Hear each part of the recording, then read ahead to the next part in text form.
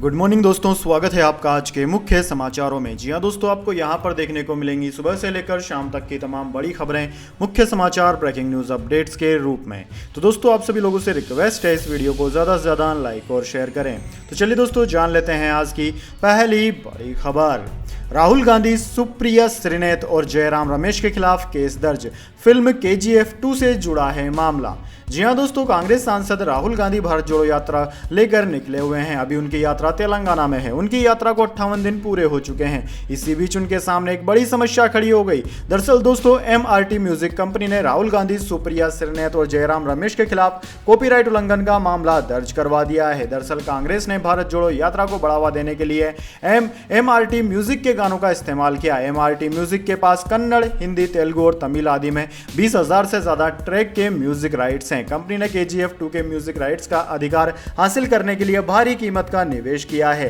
MRT music का आरोप है कि कांग्रेस ने बिना पूछे अपने पॉलिटिकल इवेंट के लिए उनके म्यूजिक का इस्तेमाल कर लिया। उन्होंने जिस वीडियो में KGF 2 के गाने का इस्तेमाल किया है उसमें राहुल गांधी भी दिख रहे हैं। शिकायतकर्ता ने कहा कि एक राष्ट्रीय राजनीतिक दल की यह गैरकानूनी हरकत रूल ऑफ लॉ और निजी व्यक्तियों या संस्थानों के अधिकारों की घोर अवहेलना है। इसके बाद दोस्तों, अगली बड़ी खबर। 32,000 लड़कियों का धर्म बदलाकर बनाया ISI आतंकी। फिल्म टीजर पर उठे सवाल।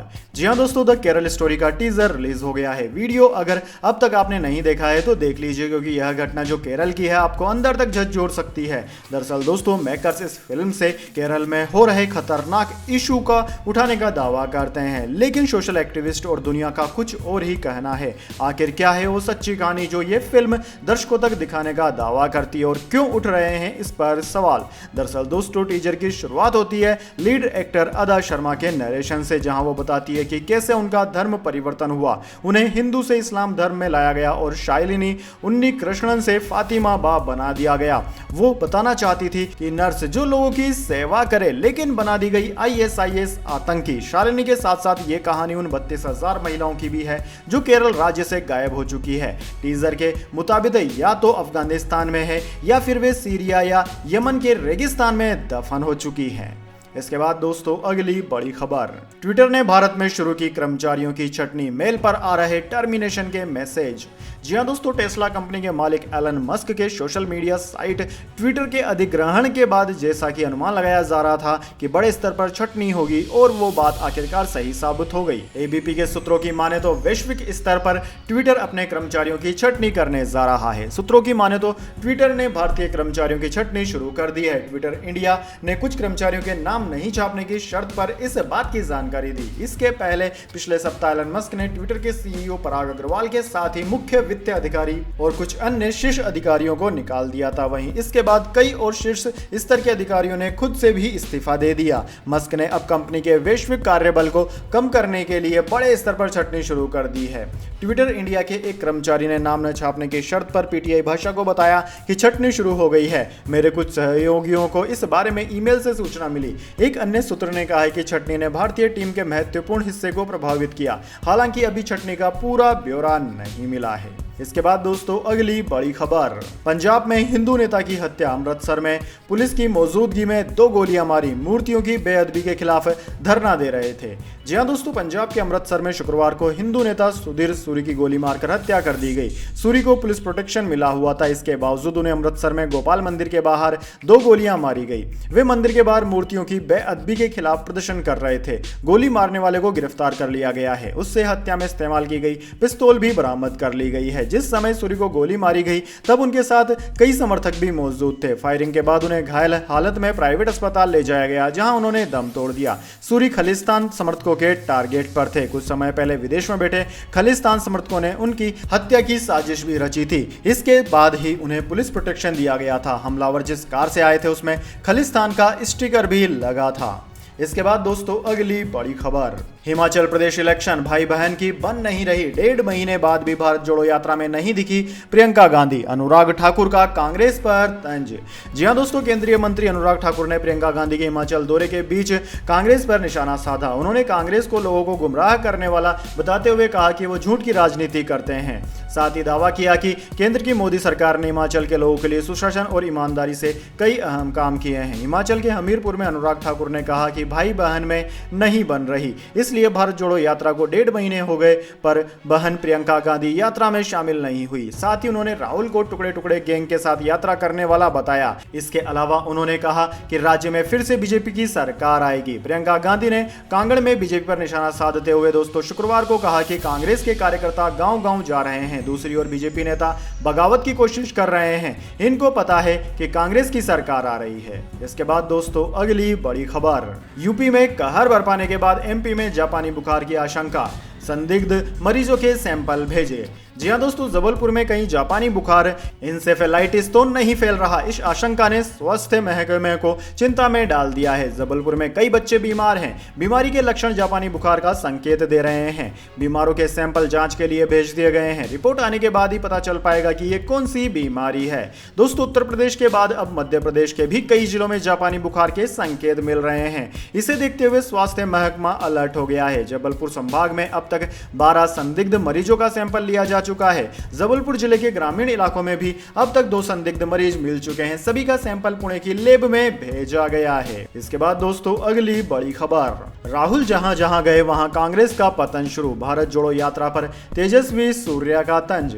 जी हां दोस्तों, इंडिया टुडे कॉन्क्लेव के मंच पर up hill down south segment में द्रविड़ राजनीति कांग्रेस की भारत जोड़ो यात्रा, कर्नाटक में कांग्रेस की जीत के दावे, तमिलनाडु में डीएमके एआईएमआईएम डीएमके को चुनौती देने का वादा करने वाली बीजेपी से जुड़े तमाम सवालों पर चर्चा की गई। इस दौरान तमिलनाडु बीजेपी के अध्यक्ष के अन्नामलाई, बीजेपी युवा मोर्चा के राष्ट्रीय अध्यक्ष तेजस्वी सूर्या, तमिलनाडु और पुडुचेरी में ऑल इंडिया कांग्रेस समिति गोवा के प्रभारी दिनेश गुंडू राव और डीएमके सांसद डॉक्टर कनिमोझी ने अपनी बात रखी। बीजेपी के फायरब्रिगेड नेता के तौर पर पहचाने जाने वाले तेजस्वी सूर्या ने कांग्रेस की भारत जोड़ो यात्रा पर तंज कसते हुए कहा कि इस यात्रा से कांग्रेस की नैया पार नहीं लगने वाली। उन्होंने कहा कि कांग्रेस पूरे देश में लुप्त होने की कगार पर है और जल्द ही कांग्रेस मुक्त भारत का नारा हकीकत लगेगा। तेजस्वी ने कहा कि मैं भारत जोड़ो यात्रा को बहुत करीब से फॉलो कर रहा हूं। कांग्रेस की यह यात्रा नॉन स्टार्टर है। राहुल गांधी ने इस यात्रा के तहत कर्नाटक में 20 दिन से ज्यादा गुजारे। वह जहां जहां गए वहां वहां कांग्रेस का पतन देखा जा रहा है। इसके बाद दोस्तों अगली बड़ी खबर, दिल्ली एनसीआर को गंभीर प्रदूषण से कब तक मिलेगी राहत, मौसम विभाग के वैज्ञानिकों ने दी जानकारी। जी हां दोस्तों, राष्ट्रीय राजधानी दिल्ली में प्रदूषण गंभीर श्रेणी में पहुंच चुका है। दिल्ली सहित कई शहरों की हवा की गुणवत्ता सेवियर कैटेगरी में होने के चलते दिल्ली सरकार ने प्राइमरी स्कूलों को बंद करने का फैसला किया है। साथ ही 50% सरकारी स्टाफ को भी वर्क फ्रॉम होम करने के निर्देश दिए गए हैं।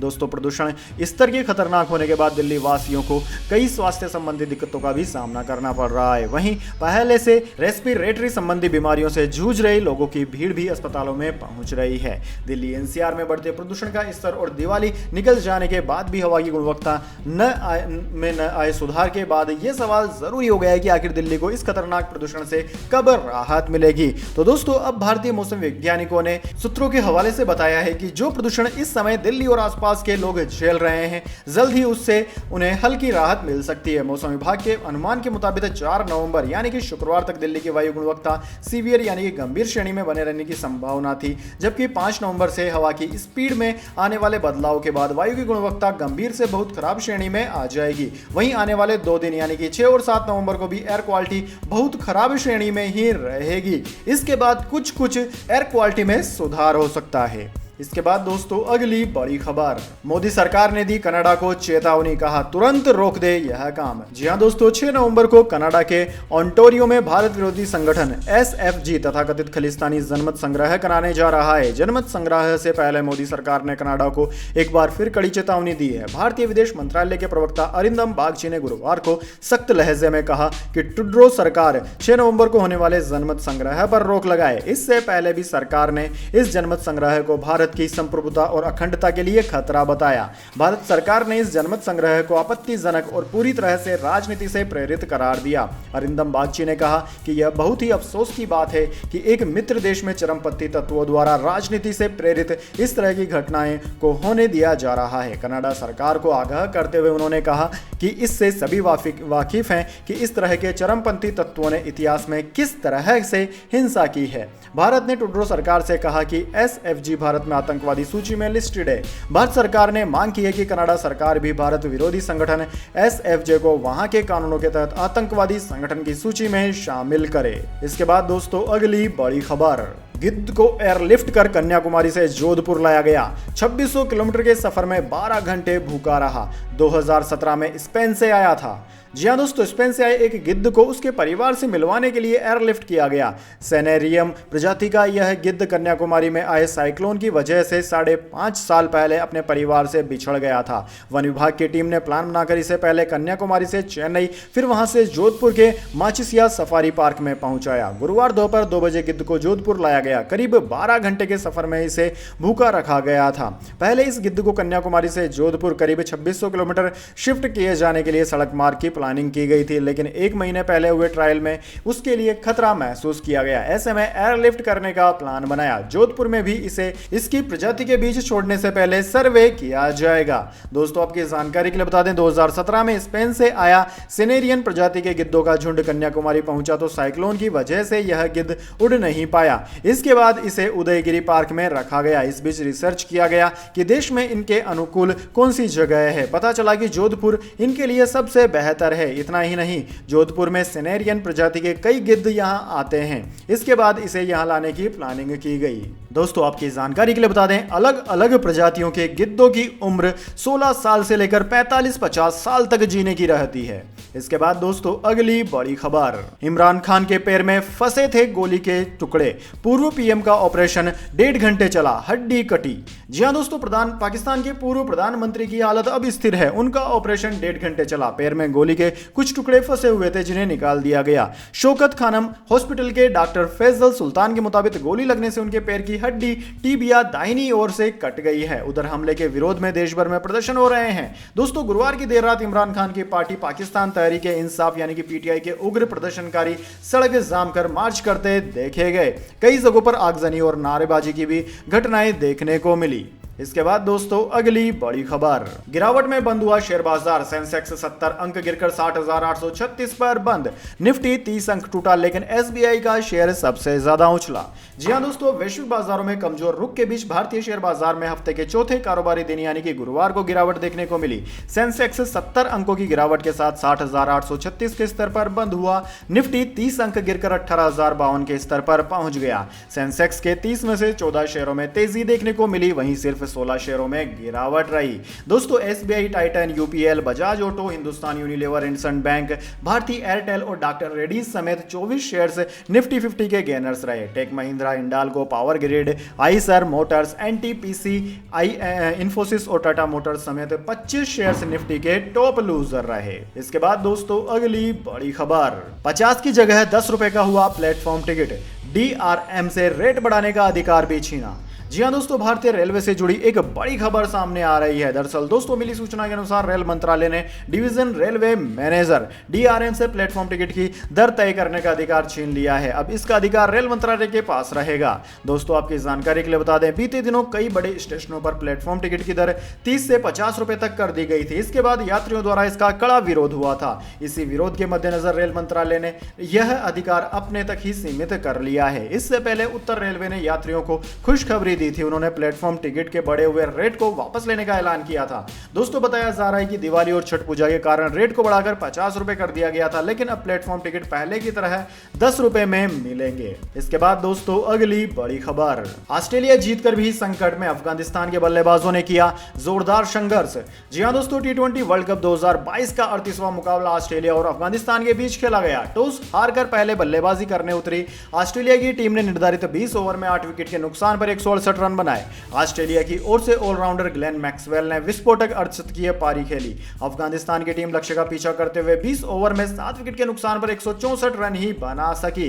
दोस्तों ऑस्ट्रेलिया ने यह मुकाबला 4 रन से जीत लिया। हालांकि इस मुकाबले में राशिद खान ने नाबाद 48 रन की बदौलत अफगानिस्तान के बल्लेबाजों ने जोरदार संघर्ष किया। राशिद खान ने अपनी 23 गेंदों की पारी में 3 चौके और 4 छक्के जड़े। जीत के बावजूद ऑस्ट्रेलिया को सेमीफाइनल में पहुंचने के लिए इंग्लैंड और श्रीलंका के बीच होने वाले मुकाबले के परिणाम पर निर्भर होना पड़ेगा। श्रीलंका अगर इंग्लैंड को हराता है तभी ऑस्ट्रेलिया की टीम सेमीफाइनल में पहुंच पाएगी। इंग्लैंड का रन रेट ऑस्ट्रेलिया से कई गुना बेहतर है। इसके बाद दोस्तों जाने अगली बड़ी खबर, लेकिन उससे पहले मेरी आपसे एक छोटी सी रिक्वेस्ट है, अगर दोस्तों आपको अभी तक हमारी न्यूज़ पसंद आई तो इसे एक छोटा सा लाइक जरूर दे दीजिए, और अगर आपको पसंद नहीं आई है तो बेशक आप डिसलाइक भी कर सकते हैं, लेकिन दोस्तों लाइक और डिसलाइक जरूर कीजिए, क्योंकि दोस्तों यही हमारी मेहनत का फल होता है और इसी से हमें पता चलता है कि आपको हमारी वीडियोस पसंद आ रही हैं या नहीं। तो चलिए दोस्तों जान लेते हैं अगली बड़ी खबर।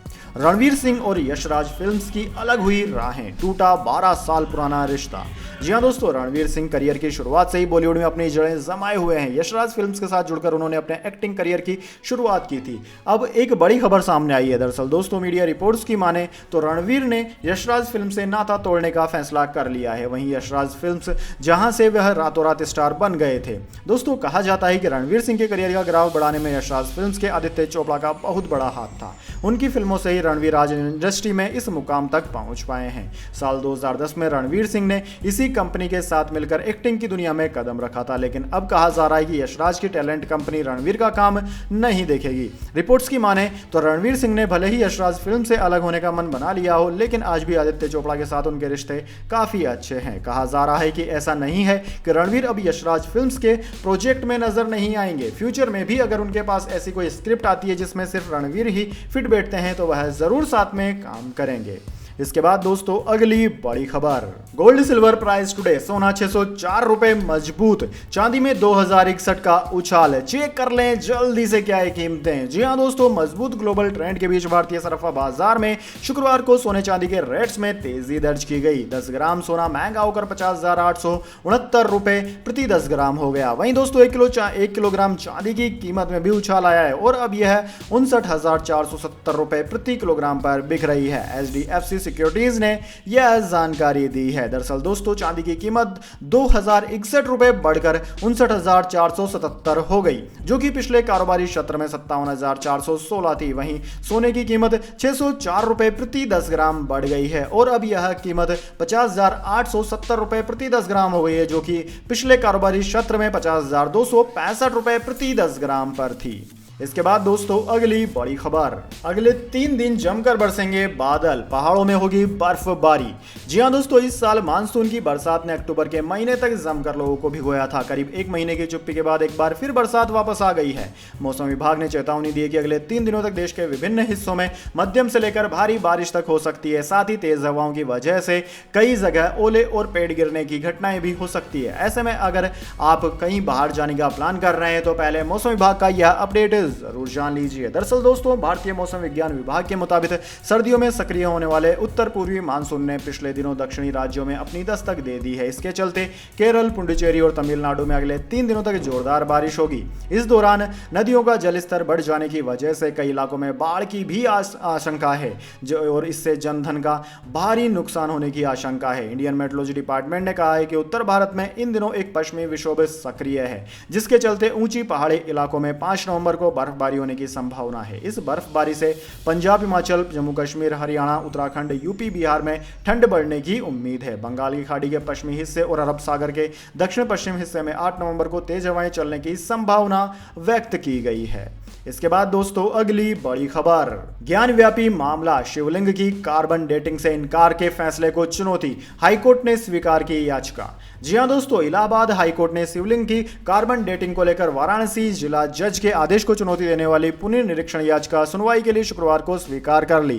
कार्बन डेटिंग एक विधि है जिसके जरिए इस बात की जांच की जाती है कि कोई चीज कितनी पुरानी है। वाराणसी के जिला जज ने काशी विश्वनाथ ज्ञानव्यापी मस्जिद विवाद में शिवलिंग की कार्बन डेटिंग करने और वैज्ञानिक पद्धति से समय निर्धारित करने की मांग खारिज कर दी थी। जज जे मुनीर ने लक्ष्मी देव और अन्य द्वारा दायर पुनर्निरीक्षण याचिका स्वीकार करते हुए दूसरे पक्षों जैसे कि इंतजामिया, मस्जिद कमेटी आदि को नोटिस जारी कर दिया है। दोस्तों आपकी जानकारी के लिए बता दें कि ज्ञानव्यापी मस्जिद परिसर में मिले कथित शिवलिंग के काल निर्धारण के लिए कार्बन डेटिंग का निर्देश जारी करने की मांग के साथ एक प्रार्थना पत्र दाखिल किया गया था, जिसमें GPR सर्वे की भी मांग की गई थी। जिला जज ने 14 अक्टूबर को पारित आदेश में इस आवेदन को खारिज कर दिया गया था, जिसे इलाहाबाद उच्च न्यायालय में चुनौती दी गई है। तो दोस्तों यह थी आज की तमाम बड़ी खबरें। इसके बाद दोस्तों बारी आती है आज के माइंड क्विज क्वेश्चन की।